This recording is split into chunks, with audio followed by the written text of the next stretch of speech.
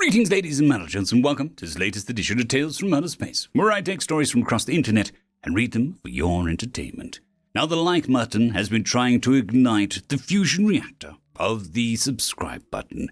It is, however, currently off, and you need to click it and the like button to help initiate the fusion sequence. If you do so, just put a little explosion emoji down in the description down below. Anyways, onto the story. The Gift of a Sandwich, written by In Yellow Clad. Generally, first contact goes one of two ways. Either the species is receptive and friendly, diplomatic talks begin, and alliances formed, or they take one look at you and decide you deserve to be slaves that belong to them. It's a 50-50 chance of either, of course, though it tends to lean more towards the former rather than the latter. Not so with species 903829-AC, a species that nobody in the galaxy has a name for because the species simply ignores everyone else around them, and with good reason. Species 903829-AC is massive, clocking in on average half the size of Terra's moon, and were otherworldly in the sense that many would call them eldritch horrors beyond all comprehension, and certainly not of this universe. The only thing anyone can truly comprehend about them is their aesthetic. Everything, be it starships or terrestrial structures, are a fusion of flowing organic lines and harsh synthetic precision. As for everything else, their language was mostly indecipherable, as it caused pretty much everyone who heard it to bleed from the ears. Their written language did the same, just from the eyes, and trying to physically link with them was liable to make your head explode. Literally. Beyond that, though, they didn't bother anyone. They stuck to their regional space, did their thing, and kept out of the way. Eventually, it just became common practice to not even register their presence, just as they did not register ours. For the most species in the galaxy were about the size of ants and thus always underfoot. However, this did not deter humanity, who realized that everyone else had given up on trying to be diplomatic with species 903829-AC. As a result, humanity felt it was their duty to be neighborly, as they put it. One can assure how well that went. The first few missions ended in several messy ways. The first was an attempted psychic connection. Humanity, of course, not heeding our warnings that such a thing was lethal. They believed that we were trying for too big a connection and that starting out small was the way to go. The cleaning bot spent 4 days scraping brain matter and bits of skull off the walls, floor, and ceiling. The next mission was far less lethal, but would result in the diplomat needing to retire as they could no longer hear nor see, thanks to getting a good long look at the written language in its barely translated form, while also listening to a member of species 903829-HC we had managed to make contact with. After that, humanity shelved the idea for a time, working on various countermeasures that would hopefully ensure the survivability of their diplomats and allow them to return home uninjured and with good news. It took 20 years and many failed attempts to do so, till they announced that they were ready to try again. This time, they announced it with such confidence that we simply had to be there to watch, and so I was sent along to observe. After all, if the humans managed to be successful, then that meant that we could be as well. Reesworm is my name, and I am a member of the Terran Coalition. I serve as the ambassador for my species, and for the past week as an observer for the Federation aboard the DSV Blind Luck, a human diplomatic vessel, and widely considered one of their best. It was fascinating to say the least. I had never spent any amount of time on a ship that was a majority human, so the differences in cultures were far more clear to me than usual. Still, I found the time spent aboard the ship to be highly informative. I'd even made a few friends during the trip, which was not all that normal for me, I'm afraid to admit. I have always been a bit closed off to others, ironic considering my choice of profession. Yet, for all my flaws when it comes to personal relations, I'm quite capable of holding lengthy conversations with strangers, especially if said conversations involve diplomatic relations. That said, I had seemingly annoyed the universe and never managed to get a word in with the human ambassador, one Blake Atkinson, who was making this journey with his wife. The two were apparently inseparable, and so she went everywhere with him. As a result, when he wasn't working and not to be disturbed, he was in his quarters with his wife, also not to be disturbed. I would always catch a glimpse of him in a corridor or a mess hall, but something always managed to get in my way, like extreme percussive maintenance conducted by a very aggravated engineer, for example. Needless to say, that was one black spot on this journey, but I suppose I should just have to live with it. Today would be different, however. I could feel it in my tentacles. Today, history would be made. I was sure of it. The day began, as usual. I rose from my little pond in my quarters, ensured the hydration apparatus was firmly attached to a special belt, slipped into my robes, donned the ceremonial ink, and went to find something to eat. My meal was the same as it had been every other morning, a delicacy that had been overstocked just for me. Not at my request, though. Just humans attempting to please by getting too much of something I would enjoy. I found it endearing. Either way, I thrummed happily as I slurped down a bowl full of Centauri eels. And that's where my morning routine suddenly deviated. "Sir, you have been requested in the med-wing when you have finished breakfast," the ensign said, the young man looking dashing in his uniform. Even though this was a diplomatic vessel, it was staffed by human naval personnel in the event I had encountered hostile species. I nodded, turning an accepting pastel shade of pink. "My thanks. Please inform them that I shall be along shortly. I paused and peered down at what was left of my meal. 5 minutes, I calculate." The ensign nodded with a soft smile and turned to do as I had asked, leaving me to the rest of my meal. I pondered the reasoning behind calling me to the medical bay. I was up to date on all my inoculations against Terran illnesses. Perhaps they just wanted to make sure that I was in good health before the big day. Yes, that seemed prudent to me. Still, I was left curious as my tentacles conveyed me down the hall, the hem of my robes dragging along the floor with small devices within the fabric to clean up my natural secretions. We Terran had learned quickly that human cleaning cast members get rather irritated when they have to clean up our goo. Something about it being as sticky as glue. Regardless, we did not wish to make their lives more difficult, nor leave behind a mess. Entering the stark white space that was the medical bay, I was immediately confronted with the smell of sterility, something else humans took rather seriously. Then again, everyone else did too when it came to medical practices. I was directed over to a bench built for my species by a kind nurse and waited my turn. During this wait, I observed some strange tests being conducted upon the other non-human members of the crew, and those like me who were here to observe. Then it was my turn, and a tired-looking yet still energetic doctor appeared before me, pushing a cart with all manner of strange contraption upon it. "Good morning, Ambassador. I trust that you have had a good breakfast," the doctor said in a pleasant manner. "Indeed, it was most delicious." I nodded, and the doctor smiled before clearing his throat. "Excellent. Now I suspect you have some questions about what you are doing here today. Rest assured that it won't take too long nor, hopefully, bar you from today's proceedings. I just need to run some series of tests, and then you'll be free to go. Sound good?" "Yes, though I am curious about the test." "Wonderful. Please put these on," the doctor interrupted me by handing me what appeared to be a pair of glasses meant for my gelatinous head, as well as some kind of ear protection along the same vein of construction as the glasses. In my startled state, I did as he asked, slipping both on and wondering just why I had to do this.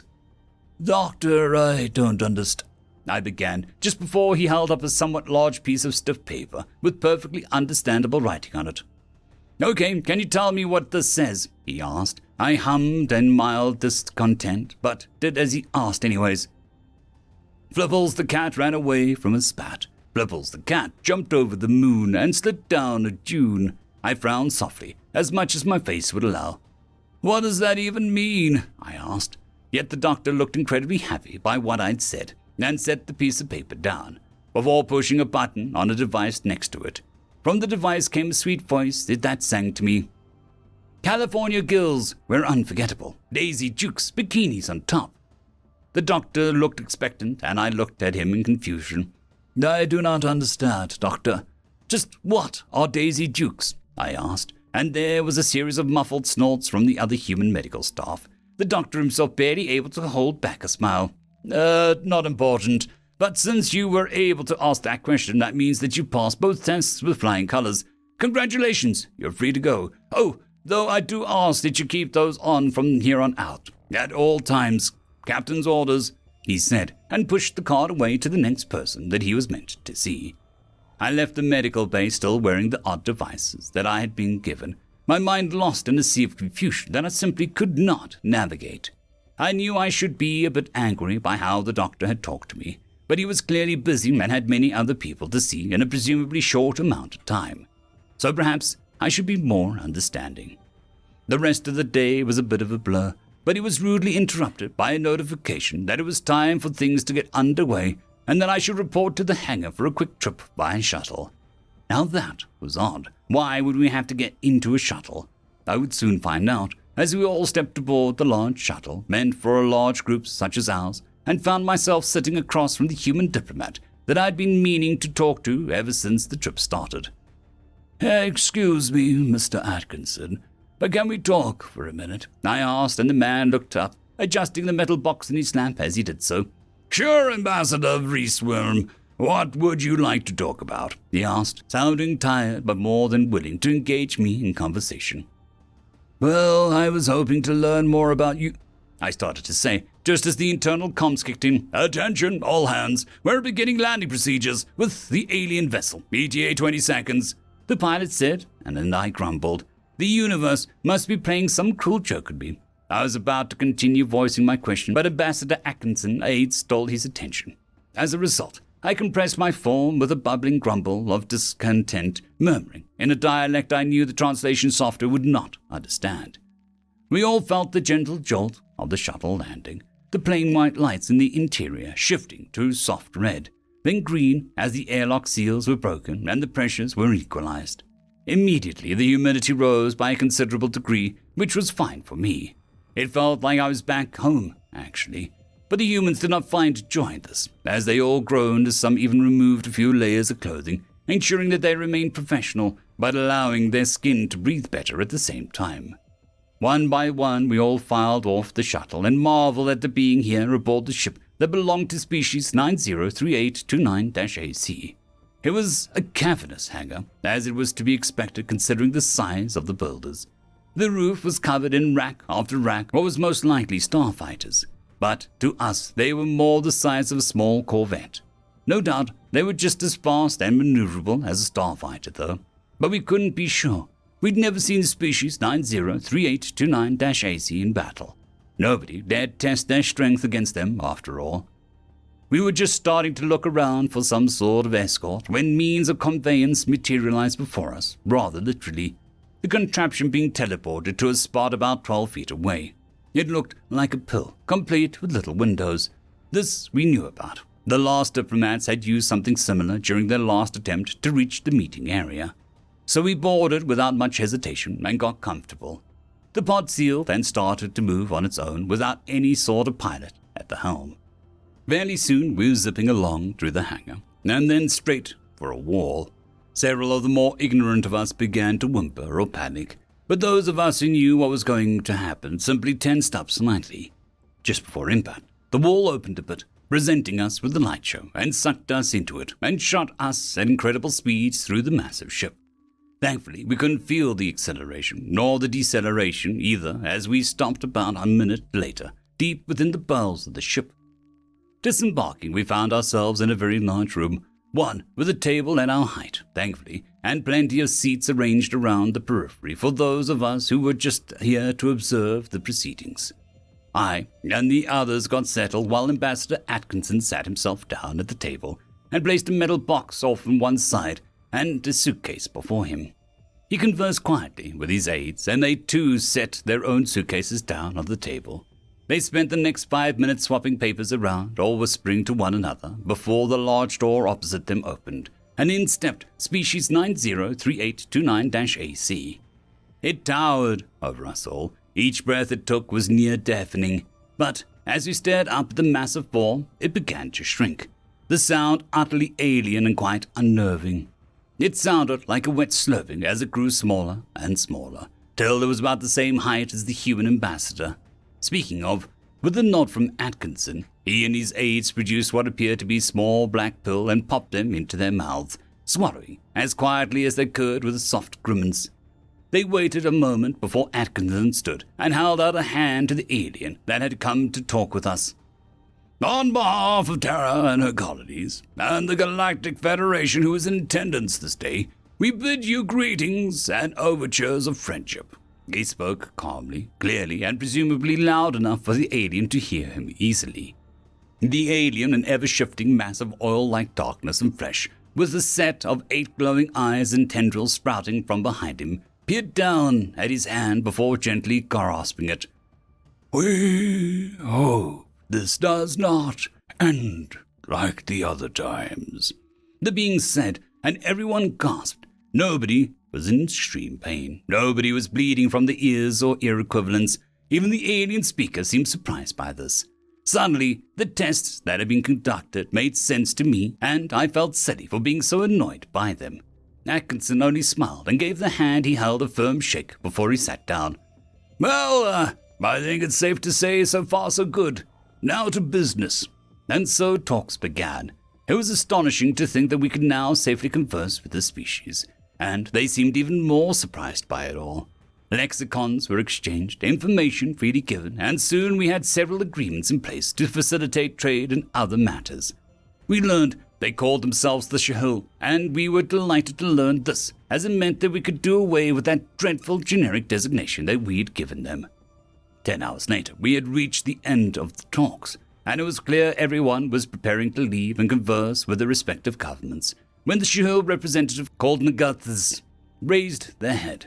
Before we bid temporary farewell, we wish to provide you with a gift, one just for you. They turned and produced what appeared to be a necklace of some kind, one that had been sized just for a human neck. Dangling from it was a pendant with what appeared to be several galaxies swirling within, and it was presented carefully to Atkinson, who took it with clear surprise written on his face. Thank you. I don't know what to say, except I didn't know that we were going to exchange gifts. Otherwise, I would have brought something, he said, slipping the necklace over his head and tucking it slightly into his jacket. You may provide a gift at your leisure. It is merely a custom, and we understand why you do not present one now, Nagathas said. Atkinson nodded before his eyes alighted with the metal box he'd brought. A small smile crept over his face as he carefully opened, a smell wafting through the room that everyone could register, though the humans seemed unperturbed by it. Well, how about this? A gift from me, and later one from my people as a whole. I'd hate to leave here without giving something back, he said, producing 2 square items made out of bread, it seemed. The wife tends to overproduce my lunches, can never finish it all, and so it tends to go to waste. But not this time, I hope. Could I perhaps interest you in a nice peanut butter and jelly sandwich, and other assorted food items? We all watched, curious to see the response from Nagathas, who leaned in close and sniffed the offered food item. This is human food, they asked, and Atkinson nodded. It sure is. One that stood the test of time as well, he affirmed, and Nagathas gingerly took the sandwich, examining it closely. Atkinson, though, raised his like he was giving it a toast, grinning broadly. 2 new friends, he proclaimed, and took a hearty bite from the sandwich. Nagathas blinked all 8 eyes in sequence, then carefully took a bite of their own, before a content, pleased rumble escaped them. When at last they swallowed, they spoke a word that made everyone, especially the humans, breathe a sigh of relief. Delicious! I learned later that the items I and everyone else were wearing had protected us from the harmful effects of auditory and visual exposure to the Shahil, and that the pills the humans had taken did the same. Apparently, they had only managed to tailor the pills to the human genome, hence why none of us had gotten any. It was a fascinating thing to learn. Human ingenuity and stubbornness had once again solved a massive problem in the galaxy, and for that we would always be indebted to them. 20 years later, and the giving of gifts is still practiced when dealing with the Shahil, and just about every species in the galaxy has learned how to prepare a peanut butter and jelly sandwich to give away. And that is how the greatest act of diplomacy had been conducted. A new friendship formed with a simple gift. A gift of a sandwich. End of story.